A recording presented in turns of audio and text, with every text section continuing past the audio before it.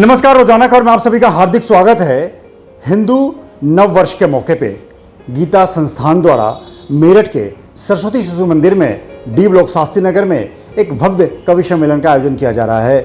भारतीय संस्कृति से ओतप्रोत कवि सम्मेलन में न केवल भारतीय परंपरा को चिन्हित करते हुए कविता पाठ किया जाएगा, बल्कि तमाम जो विद्वान देश से आ रहे हैं, दिल्ली से और मेरठ से, उन सब को समाहित करके एक कार्यक्रम की भव्य रूपरेखा तैयार की गई है। हमारे साथ कार्यक्रम के आयोजक मंडल में से एक डॉक्टर विनय गुप्ता है, जो चिकित्सक प्रकोष्ठ के क्षेत्रीय सह संयोजक है। हम जानने की कोशिश करते हैं कि सर पूरा कार्यक्रम क्या है और कल कितने बजे शुरू है और कौन कौन कभी आ रहे हैं। नमस्कार डॉक्टर साहब, आपका रोजाना खबर में बहुत बहुत स्वागत है। ये बताइए, कल नमस्कार विभूति जी, गीता सत्संग भवन के संस्थान की तरफ से गीता संस्थान के द्वारा कल सरस्वती शिशु मंदिर शास्त्री नगर डी ब्लॉक के अंदर एक अखिल भारतीय कवि सम्मेलन का आयोजन किया जा रहा है।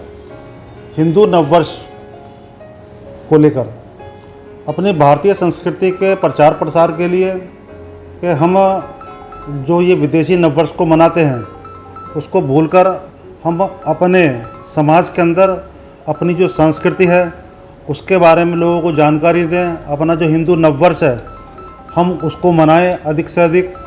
हिंदू नववर्ष के विषय में ही हम प्रत्येक वर्ष मेले वगैरह का भी आयोजन करते थे, लेकिन कोविड के चलते 2 वर्ष से कोई कार्यक्रम नहीं हो पाया था। तो इस नाते इस बार विश्व गीता संस्थान के तत्वाधान में हम अखिल भारतीय कवि सम्मेलन का आयोजन कर रहे हैं व्यापक स्तर पर, जिसमें अंतर्राष्ट्रीय ख्याति प्राप्त कवि इसके अंदर हमारे इस कार्यक्रम में सहभागिता करेंगे। मेरठ महानगर में रहने वाले समाज के विभिन्न वर्गों के प्रतिष्ठित लोग, चिकित्सक, अध्यापक, विभिन्न कॉलेज के प्रबंधक, समाज के जो अन्य प्रबुद्धजन है वो सभी हमारे इस कार्यक्रम में सहभागिता करेंगे। इसके अलावा माननीय जो विश्व हिंदू परिषद है उसके माननीय मंत्री, केंद्रीय मंत्री आचार्य मनोड़ी जी इसके अंदर रहेंगे और इस कार्यक्रम की अध्यक्षता अपने जो सांसद हैं डॉक्टर राजेंद्र अग्रवाल जी रहेंगे और इस कार्यक्रम के मुख्य अतिथि के रूप में अपने ऊर्जा मंत्री डॉक्टर सोमेंद्र तोमर जी का सानिध्य हम लोगों को प्राप्त होगा। सर एक चीज़ बताइए कि जिस तरीके से कवि सम्मेलन का आयोजन किया जा रहा है, पिछले बार हवन का आयोजन किया गया था, तो भारतीय संस्कृति को बढ़ावा देने के साथ साथ कहीं आप महसूस करते हैं कि भारतीय संस्कृति का तेज़ी से ह्रास होता जा रहा है?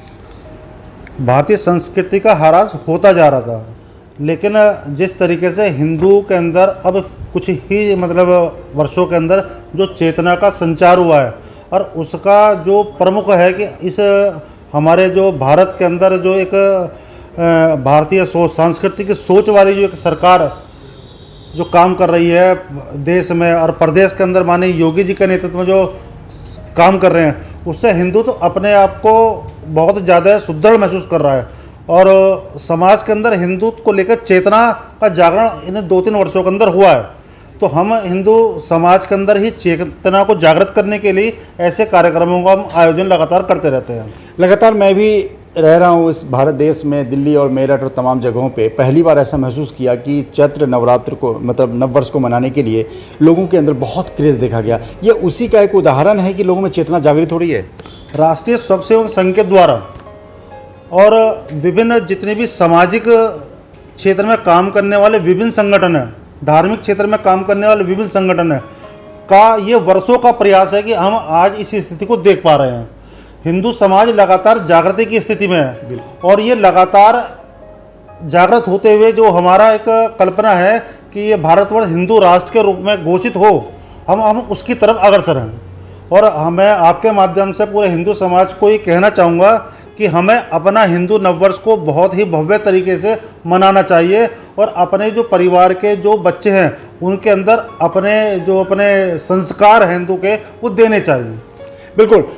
सिर्फ आखिरी सवाल सर आपसे, कल कवि सम्मेलन है और बड़े पैमाने पे है, टाइमिंग को लेकर और कितने बजे से लोग आएँ और किस तरीके से वहाँ व्यवस्था है, हमारे दर्शकों को बता दें, क्योंकि दर्शक उसी हिसाब से आएंगे।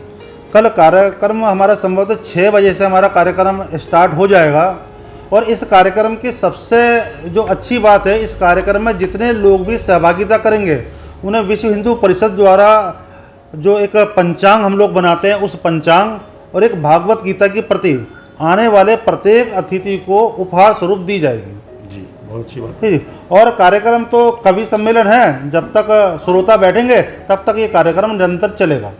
बिल्कुल, जिस तरीके से भारतीय संस्कृति को समेटते हुए, संजोते हुए और परिलक्षित करते हुए जिस तरीके से आरएसएस, भाजपा और तमाम आनुषंगिक संगठन लगे हुए हैं, तो हमारा और आपका भी दायित्व है कि उनकी हाथों को, उनके विचारों को मजबूत करें, क्योंकि देश बचेगा तो आप बचेंगे। विभूति रस्तोगी, रोजाना खबर, मेरठ।